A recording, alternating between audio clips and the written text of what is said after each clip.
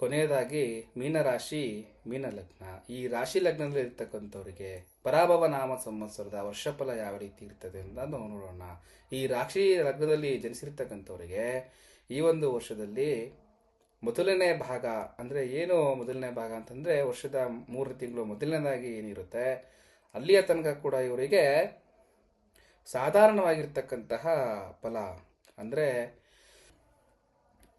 ಹೆಚ್ಚಿನದಾಗಿ ಆದಾಯ ಕೂಡ ಇರೋದಿಲ್ಲ, ನಷ್ಟ ಕೂಡ ಇರೋದಿಲ್ಲ.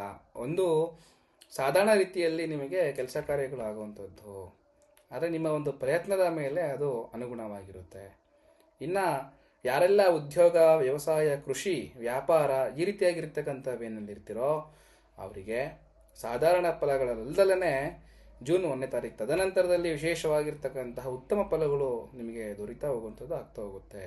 ಆದರೆ ಶನಿಯು ನಿಮ್ಮ ರಾಶಿಯಲ್ಲಿ ಸ್ಥಿತನಾಗಿರೋದ್ರಿಂದ ಎಲ್ಲ ಒಂದು ಕೆಲಸ ಕಾರ್ಯಗಳಲ್ಲಿ ಏನಾದರೂ ಒಂದು ಅಡ್ಡಿ ಅಡೆತಡೆಗಳು, ಅನಾವಶ್ಯಕವಾಗಿರ್ತಕ್ಕಂತಹ ಬಾಧೆ, ಗ್ರೌಂಡ್ ಲೆವೆಲ್ ಅಂದರೆ ನೆಲಮಟ್ಟದಲ್ಲೇ ನಿಮಗೆ ಸಮಸ್ಯೆಗಳು ಬರುವಂಥದ್ದು, ವಿನಾಕಾರಣವಾಗಿ ಇಡುವಂಥದ್ದು, ಬೀಳುವಂಥದ್ದು, ಗಾಡಿಗಳಿಂದ, ಅಪಘಾತಗಳಿಂದ ಸಣ್ಣ ಪುಟ್ಟ ಗಾಯ ತೊಂದರೆಗಳಾಗುವಂಥದ್ದು, ಅನಾವಶ್ಯಕವಾಗಿರ್ತಕ್ಕಂಥ ಖರ್ಚು ತೊಂದರೆ, ಈ ರೀತಿಯಾಗಿರ್ತಕ್ಕಂಥ ಸಮಸ್ಯೆ ಬಾಧೆಗಳು ನಿಮಗೆ ಬರ್ತಾ ಹೋಗುತ್ತೆ.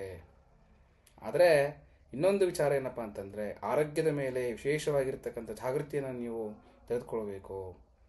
ಯಾರೆಲ್ಲ ಅನಾರೋಗ್ಯ ಸಮಸ್ಯೆಗಳಿಂದ ಅನುಭವಿಸ್ತಿದ್ದೀರಾ ಅವರು ಬಹಳಷ್ಟು ಜಾಗ್ರತೆಯಿಂದ ಇರಬೇಕಾಗುತ್ತೆ.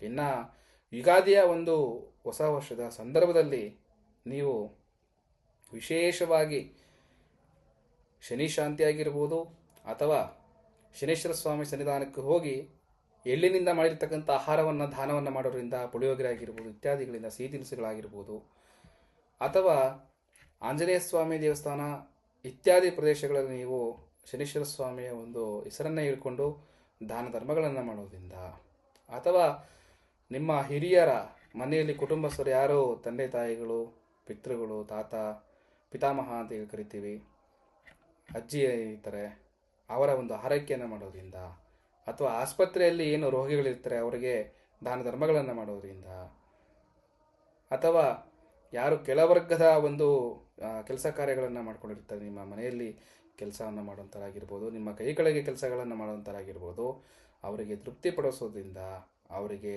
ಅನುಕೂಲವಾಗಿರ್ತಕ್ಕಂತಹ ಏನಾದರೂ ದ್ರವ್ಯಗಳು ಅವರಿಗೆ ಕೊಡೋದ್ರಿಂದ ನಿಮಗೆ ವಿಶೇಷವಾಗಿರ್ತಕ್ಕಂತಹ ಕೆಲಸ ಕಾರ್ಯಗಳಲ್ಲಿ ನಿಮಗೆ ವಿಶೇಷವಾದ ಫಲಗಳು ನಿಮಗೆ ದೊರೀತಾ ಹೋಗುವಂಥದ್ದು, ಅಭಿವೃದ್ಧಿ ಆಗುವಂಥದ್ದು ಆಗ್ತಾ ಹೋಗುತ್ತೆ.